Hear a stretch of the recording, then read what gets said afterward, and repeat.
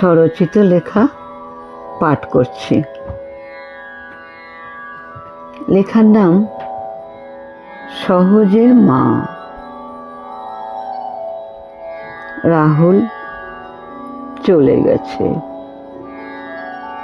সে ভেসে গেছে সমুদ্রের বিশাল জলরাশির অতল গভীরে। সে যে আর আসবে না ফিরে। কিন্তু প্রিয়াঙ্কা, তোমাকে তো বাঁচতে হবে তোমার ছেলে সহজের জন্যে।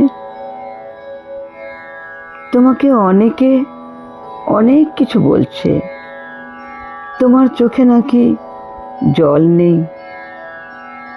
ওসব কথায় দুঃখ পেও না। তোমার সামনে এখন বিশাল দায়িত্ব। সে দায়িত্ব যে তোমাকেই পালন করতে হবে। জানো তো, একটি প্রবাদ বাক্য আছে, অল্প শোকে কাতর ও অধিক শোকে পাথর। যদি সত্যি করে কেউ কাউকে কোনোদিন ভালোবেসে থাকে, সে তোমাকে নিশ্চয়ই বুঝবে। কতটা শোকে তুমি আজ পাথর হয়ে গেছো। কিন্তু তোমার তো পাথর হলে চলবে না। পাথরের আবরণ ভেঙে বেরিয়ে আসতে হবে তোমাকেই।